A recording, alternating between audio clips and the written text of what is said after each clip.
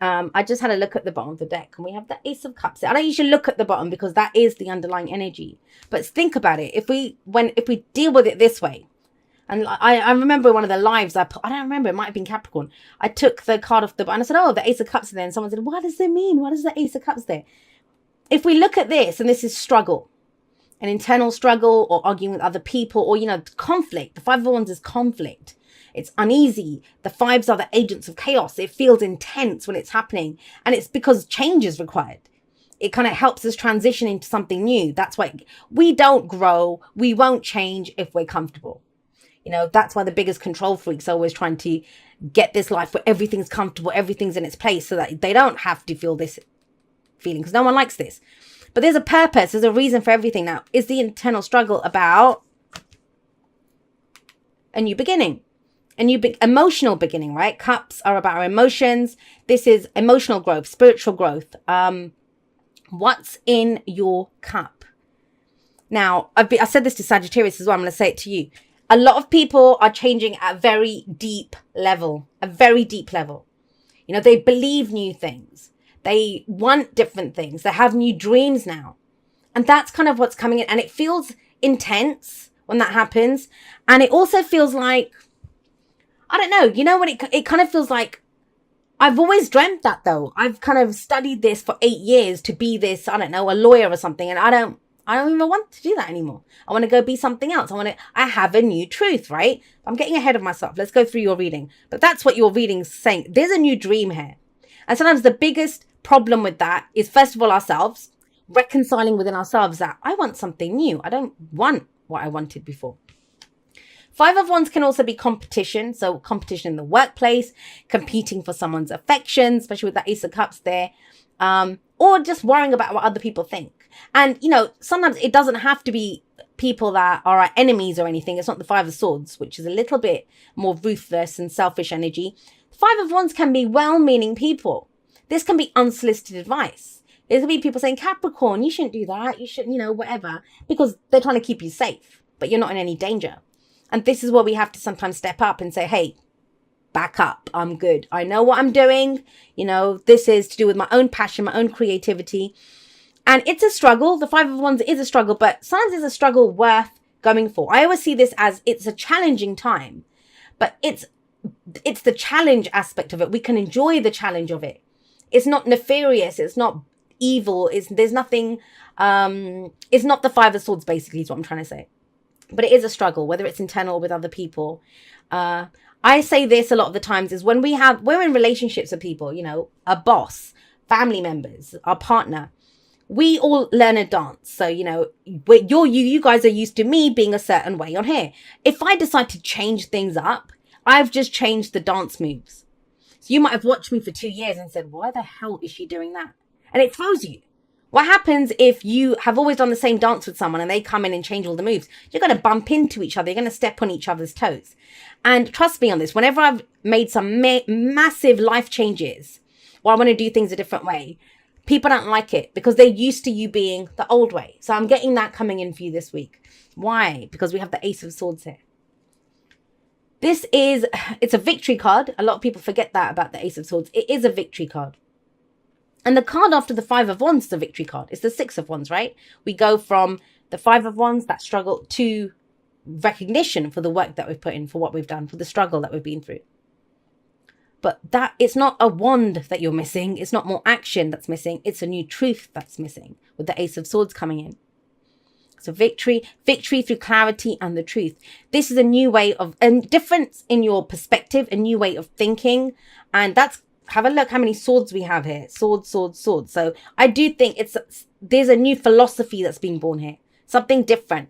New way of communicating, speaking your truth. Something that you want to get out there. Ideas that you have about something. It's at the root of everything. It's right here, it's the heart of the reading. Everything revolves around this new truth. Now, it might be, it's a general reading, so it can go both ways, right? That, somebody else kind of slaps you with this truth. But I'm not really getting that. I would have wanted the Page or the Knight of Swords for that. I'm getting here, you have a new truth, and it's about you going forward with your sword of truth now. Now, think about that sword of truth. When that sword of truth comes out, there's things that, when it comes down, it cuts out a whole load of stuff. So to follow your new truth, you have to leave behind some things that are no longer true for you. And that is especially true for you when we look at the Queen of Coins or the Queen of Pentacles coming up as a past energy. That's you. Look at what you're leaving behind. You're leaving behind an old version of you, Capricorn. Now get it. The South Node's moved into your sign, and trust me, as an Aquarius sun, I know what a kick in the nuts that South Node energy is. But, I don't see things as good or bad. They just are. They can feel uncomfortable or they can feel comfortable. And we have this kind of coming in. But every time something hits us like that, whether it's the most amazing thing in the world, whether it's the most difficult thing in the world, it's going to change who we are at a core level. And that's what's coming through this week for you. You've been the Queen of Coins, the Queen of Pentacles for a very long time. Very long time. Now, I know it's earth energy. It doesn't always have to, it doesn't, I'd say the signs don't own the cards. They lend their characteristics. So what characteristic of the Queen of Coins or the Queen of Pentacles are we looking at here? The fact that she's reliable, the fact that she's dependable, the fact that she takes care of people that, that she cares about, that she loves. She's very much about that. Takes care of the family, and she makes it look easy. She puts in a lot of hard work. I always think she never gets the credit for it because she makes it look so easy. She has a cute outfit. She always looks immaculate. She's got her job. Her family looks great. And this is whether you have those things or not, but I'm trying to explain her energy. Whether you're masculine, feminine, we all have the divine masculine and feminine within us. But she is that kind of nurturing, caring. I'm going to take care of everyone. I'm going to provide physical security, stability for the people I love and for myself. She's very reliable and she usually doesn't need anyone else. If she sees the value in something, she will make it work. She will make it work. And that's your foundation. You have that at your core. That's who you are. But there is a new layer coming in. There is a new truth coming in. Of course, what happens with that? We have the Queen of Swords here. So Gemini, Libra, Aquarius energy. Again, remember, they don't own the card. They lend their characteristics. What does that mean? It means she's logical. It means she has her own truth. She's authentic. She's great at communicating. Think about when we look at and we have two queens here. When we look at their energies, we look at what are they good at? What is it that they rule or govern? Hers is the beautiful home, the furnishings, the making sure people are cared for, that kind of energy. But the Queen of Swords is more in the truth is the truth is the truth. This is my truth. What's your truth? She's going to get on and go do the work. She's going to communicate. Now, she's gone through a lot of crap. That's the whole thing with the Queen of Swords. She is the queen of, they call her the divorce queen, the heartbreak queen, the widow queen, because she's gone through so much. But she's turned all of that, those difficult experiences, which other people might look at her and think, I don't want to do that. I wouldn't want to go through that. But she's turned it all into knowledge. Everything that you've gone through, all the work that you've put into relationships, work, whatever, jobs, whatever it is with that Queen of Coins coming up, because that's her thing. She rolls up her sleeves and gets stuck in and let's get this done. It's given you knowledge now. It's given you a new perspective. It's given you a new voice, and it's about being heard. I feel like this week is the week to have your voice be heard. Ace of Swords, right? I think you have some very different things to say, and you might shock a few people. Maybe that's this energy, very much so as the underlying energy of the week.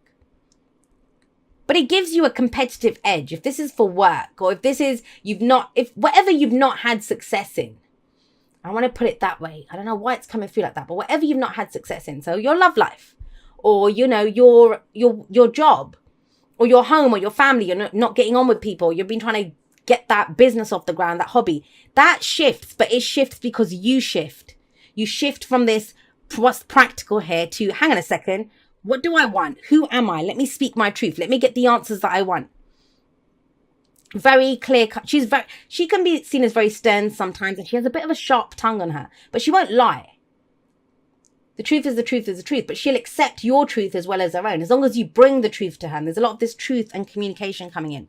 Now, once you do this, once you step into this Queen of Swords energy or deal with someone like that. Now, I always think it's always your energy, because when someone comes in and they're speaking their truth to you, you have a new perspective out of that. So this could be some information that comes in from someone else. Yes.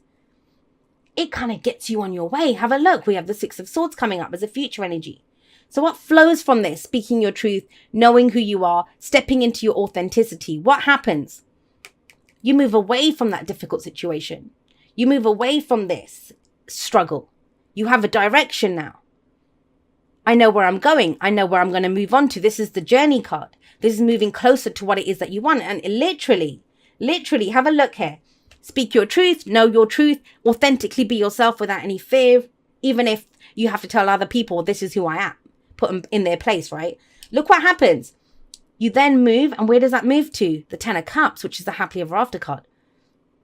A new dream, something that your heart's true contentment, that's the Ten of Cups. So it's very important, and it all comes from this energy here, the present and this. Speaking your truth. Speak your truth, Capricorn. And you know what? I get it a lot, and I feel like I'm always telling Capricorn to speak their truth. And you guys do. I mean, I don't have people in my life who are very closed off and won't speak their truth and can't handle a difficult conversation. I happen to have a lot of Capricorns in my life, and I know you guys can be very straight talkers. So I'm not saying that you're not at all. I'm not implying that whatsoever. But it's about speaking your new truth. And the first thing you must have, the Ace of Swords, that's your sword, right? At the Ace, where it was at looking at what we have. So for some of you, it's acknowledging your own truth. You don't even have to tell anyone else this. It's knowing in yourself, well, this is where I'm coming from now. I'm not going to do this. This is working. Think about it. Working smarter, not harder. It's that kind of energy coming in. And it helps you to move on to something different, something better. Your advice is the Ten of Cups. What's the end game? What is the end game, Capricorn? That's what the Ten of Cups is asking you. Why are we doing this? When we have a clear goal, a dream in sight, something that we want to achieve, this is going to make me happy. Now, that changes all the time. Trust me on this. I've done it enough times. You get to the Ten of Cups. You get to what you've worked so hard for. You get that dream, the relationship, the job, whatever. And human beings will come up with something new. We'll enjoy it for a month, 2 months, 6 months even. And then it's like, what's next? What do we do next? But what is your dream now? What are you working towards now? When we have a great Ten of Cups in mind, the idea of what we're going for, that's what motivates us. That's what gets us out of bed in the morning. That's what allows us to go have those conversations, to go face the things that we thought we wouldn't have to face. I mean, look at all of these cards. I mean, apart from this, so ignore that for a moment. Look at, these are beautiful energies of moving on, becoming someone new, speaking your truth, having a new perspective, new beliefs, new ideas. I can go for it. I can have that. Some of you might be literal travel, closing the distance between yourself and what you love or who you love. But this is the key thing here. And I feel like this truth, it's to counter whatever this struggle is, whether it's with other people or yourself. You cannot make this shit up. Be authentic to who you are. You are asked to be real and true pertaining to who you are and how you feel. That's why she's there. That's you guys. It's time to come forward. It's time to, I don't know why. I don't know who this is for. It might be. I almost got the sense of like people fighting over you, and I don't get that. Usually, when the underlying energy is the energy of the person or the people in this case that I'm reading for. But it's almost as if there's a fight going on over you. That no, we want her. No, we want her. Or that's my boyfriend. No, that's my boyfriend. That kind of energy. And it's almost like, cut the crap. This is what I want. This is my truth. Queen of Swords comes in, and it's that kind of energy. Kind of laying this, even if it's not you, I kind of get the sense for some of you, this is going on around you. And it's time for you to come out and just say, look, this is who I am. This is what I want. Very much stepping into your own truth this week. And I love that energy. I love it. The hardest part of being authentic is every single person out there has a different image of us. I mean, every single person who's going to watch this video, they have an idea of who I am. And every one of you is correct. If you think I'm crap, I'm crap. If you think I'm great, I'm great. But for you, it's not a statement on who I am. I know who I am. That's the authentic me. But your opinion of me, it says it's your opinion. It tells me about who you are. It doesn't tell me anything about me because I know who I am, right? And that's what it is. So that's the hardest part of being authentic and speaking your truth, is every single person out there is going to have an opinion on that. But that's their opinion. That's a statement on them. It's not a statement on you. Only you know